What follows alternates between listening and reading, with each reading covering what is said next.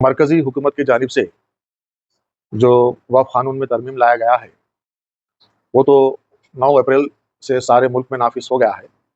लेकिन अब जो सुप्रीम कोर्ट की वज़ाहत आई है, पहले दिन जो सुप्रीम कोर्ट में वकला की बहस सुनने के बाद चीफ़ जस्टिस संजय खन्ना के बेंच ने पहले ही दिन ये वाज़ेह कर दिया था कि वक्फ बाय यूज़र और वक्फ बोर्ड और वक्फ काउंसिल्स में गैर मुस्लिमों को शामिल करने के ऊपर उनको एतराज़ है और कलेक्टर फैसला करेगा वक्फ प्रॉपर्टी है या नहीं। ये तीनों चीज़ों के ऊपर सुप्रीम कोर्ट को पहले दिन से ही एतराज़ रहा।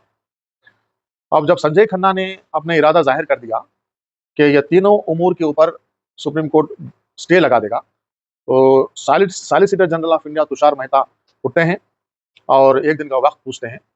फिर जब दूसरे दिन सुप्रीम कोर्ट में बहस हुई दोपहर में 2 बजे के बाद, तो तुषार मेहता उठ के ये कहते हैं कि जहाँ तक वक्फ बाय यूज़र वक्फ प्रॉपर्टी से, जिसका कोई डॉक्यूमेंट नहीं है लेकिन यूसेज के हिसाब से उसको वक्फ समझा जा रहा है, तो ऐसे प्रॉपर्टीज को नए कानून के तहत डी नोटिफाई नहीं किया जाएगा। एक तयक़ुन सेंट्रल गवर्नमेंट की तरफ से तुषार मेहता सुप्रीम कोर्ट को देते हैं। दूसरा ये रहा कि जब तक ये वक्फ के कानून के ताल्लुक से सुप्रीम कोर्ट में फैसला नहीं हो जाता, जब तक कोई भी स्टेट वक्फ बोर्ड या सेंट्रल वक्फ काउंसिल में गैर मुस्लिम नुमाइंदों की तकर्रुर नहीं होगा।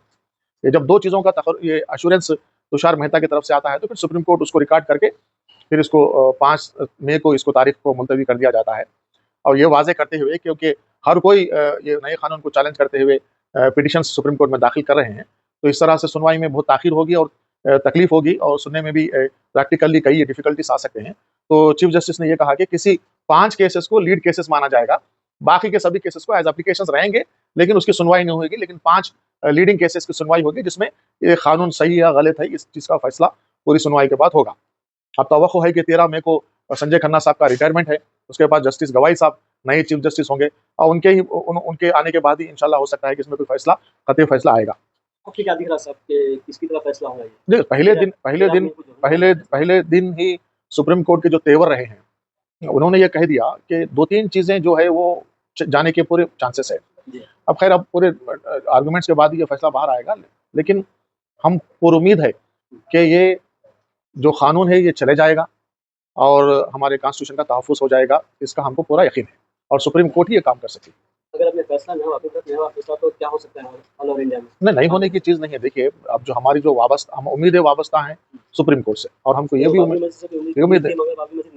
नहीं, देखिए, नहीं मिली। देखिए, वैसे तो कई कानून हैं, कोशिश करना अपना काम है। अगर आप घर में बैठ जाना चाह रहे हैं तो फिर मौत है।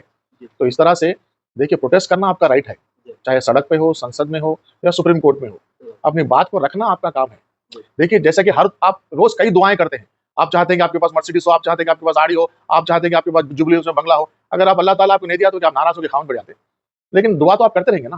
कोशिश तो हमको करते रहना चाहिए कि हमारी ये लड़ाई सिर्फ वक्फ कानून के लिए नहीं, हमारी लड़ाई कॉन्स्टिट्यूशन ऑफ इंडिया को बचाने की है। ये लड़ाई हमारी जारी रहेगी। आज ये हुकूमत है, कल के दिन हुकूमत चेंज हो गई, तो जो लोग आज इस कानून की मुखालिफत करते हैं, अगर वो लोग हुकूमत में आ जाएंगे तो जब क्या करेंगे आप? जब तो ये कानून जाएगा ना। तो हमारी जो कोशिश है, ये कानून के खिलाफ लड़ाई, ये कानून के खिलाफ आवाज, ये हमारी जारी रहेगी।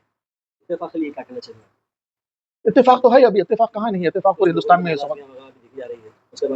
नाराजगी तो भाई देखिए, जो नाराज है, किस बात के लिए नाराज है, उनको वजाहत कर देना चाहिए। या दावतनामा नहीं आया बोल के नाराज है, या नहीं तो और कोई चीज है। देखिए, इस वक्त ये वक्फ तरमीमी कानून के ताल्लुक से जो मूवमेंट चल रहा है, वो all India Muslim personal law board के बैनर तहत चल रहा है। यहाँ पे कोई सियासी जमात, कोई तंजीम, किसी शख्सियत की यहाँ पे कोई अहमियत नहीं है। हमारे जितने भी शख्सियतें हैं वो सब जम हो गई हैं all India Muslim personal law board के तहत, और जो भी एहतजाज प्रोग्राम होगा all India Muslim personal law board के तहत होगा।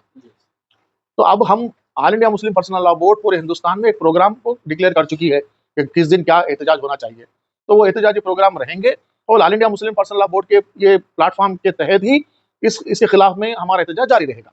जो फैसला आने वाला है उसके बाद भी धरने चलेंगे या कब तक चलेंगे? देखिए, जहाँ तक धरने का प्रोग्राम है, पब्लिक मीटिंग्स पीसफुली हमारी बात को आवाम के बीच में रखने के लिए, चाहे आप उसको कौन से मॉडल में, मोड में रखना चाहिए, उसके लिए आपको इजाजत है। लेकिन हम कानून के 4 दीवार के अंदर रह के अपनी बात को रखना है। प्रोटेस्ट करना हमारा राइट है, हम प्रोटेस्ट को रखते रहेंगे, लेकिन जमहूरी तौर पर अमन को बरकरार रखते हुए, किसी भी एतबार से अमन की बरकरारी को किसी तरह से मुतासिर ना हो, उस चीज को ख्याल रखते हुए आप जो भी एहतजाज प्रोग्राम करना है, करना चाहिए। एडवोकेट्स के ताल्लुक से क्या कहना चाहिए? वो लोग भी प्रोटेस्ट करेंगे, एक बार हुआ था। नहीं, एडवोकेट्स तो देखिए, एडवोकेट्स तो कानूनी चारागोई में लगे हुए हैं।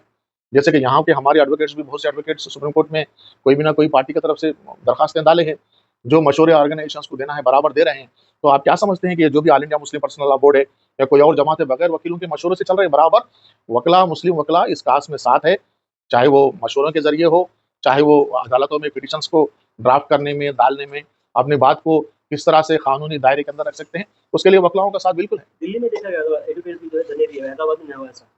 नहीं, एडवोकेट्स का काम, एडवोकेट का काम धरना देना नहीं है। दे रहे हैं मतलब ये। नहीं, देने वाले दे रहे होंगे, लेकिन एडवोकेट का काम धरना देना नहीं है। एडवोकेट कौन होता है बोलिए? डॉक्टर, अगर पेशेंट ऑपरेशन थिएटर में है, उसको छोड़ दे के आके हॉस्पिटल के सामने धरना दिए तो पेशेंट बचता, नहीं ऑपरेशन थिएटर में जाके उसको ऑपरेशन करे तो पेशेंट बचता। एडवोकेट एक लीगल एक्सपर्ट है, अपना एक्सपर्टाइज एडवोकेट उसकी महारत कोर्ट में बताए तो बेहतर रहता।